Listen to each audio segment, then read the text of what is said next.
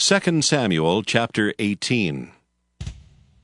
And David numbered the people that were with him, and set captains of thousands and captains of hundreds over them. And David sent forth a third part of the people under the hand of Joab, and a third part under the hand of Abishai the son of Zeruiah, Joab's brother, and a third part under the hand of Ittai the Gittite. And the king said unto the people, I will surely go forth with you myself also. But the people answered, Thou shalt not go forth, for if we flee away, they will not care for us, neither if half of us die will they care for us. But now thou art worth 10,000 of us. Therefore now it is better that thou succor us out of this city. And the king said unto them, What seemeth you best I will do. And the king stood by the gate side, and all the people came out by hundreds and by thousands.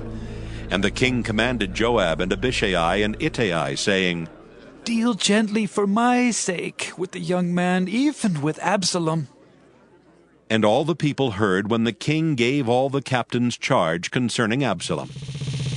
So the people went out into the field against Israel, and the battle was in the wood of Ephraim, where the people of Israel were slain before the servants of David.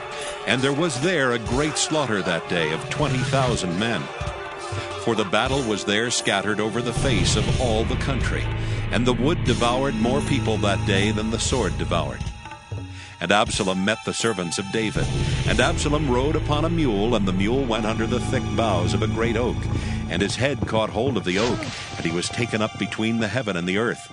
And the mule that was under him went away. And a certain man saw it, and told Joab, and said, Behold, I saw Absalom hanged in an oak. And Joab said unto the man that told him, And behold, thou sawest him, and why didst thou not smite him there to the ground? And I would have given thee 10 shekels of silver and a girdle. And the man said unto Joab, Though I should receive 1,000 shekels of silver in mine hand, yet would I not put forth mine hand against the king's son. For in our hearing the king charged thee and Abishai and Ittai, saying, Beware that none touch the young man Absalom. Otherwise I should have wrought falsehood against mine own life. For there is no matter hid from the king, and thou thyself would have set thyself against me. Then said Joab, Ha! I may not tarry thus with thee. And he took 3 darts in his hand, and thrust them through the heart of Absalom while he was yet alive in the midst of the oak. And 10 young men that bare Joab's armor compassed about, and smote Absalom, and slew him. And Joab blew the trumpet, and the people returned from pursuing after Israel, for Joab held back the people. And they took Absalom, and cast him into a great pit in the wood, and laid a very great heap of stones upon him. And all Israel fled every one to his tent. Now Absalom in his lifetime had taken and reared up for himself a pillar, which is in the king's dale, for he said, I have no son to keep my name in remembrance. And he called the pillar after his own name, and it is called unto this day Absalom's place. Then said Ahimaaz the son of Zadok, Let me now run, and bear the king tidings how that the Lord hath avenged him of his enemies. And Joab said unto him, Thou shalt not bear tidings this day, but thou shalt bear tidings another day. But this day thou shalt bear no tidings, because the king's son is dead. Then said Joab to Cushai, Go tell the king what thou hast seen. And Cushai bowed himself unto Joab, and ran.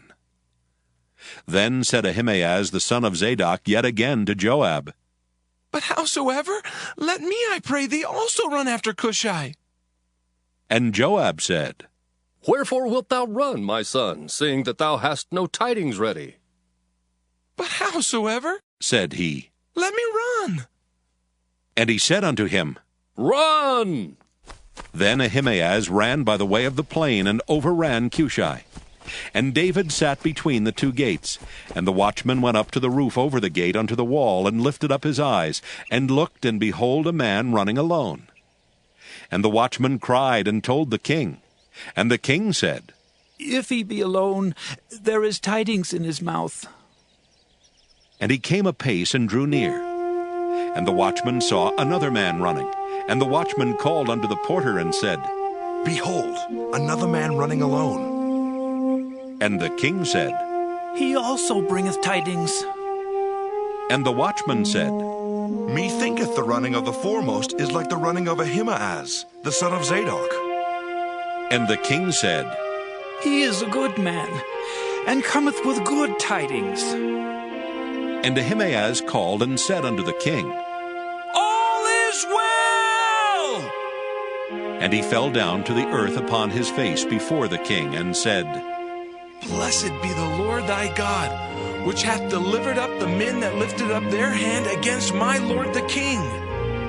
And the king said, Is the young man Absalom safe?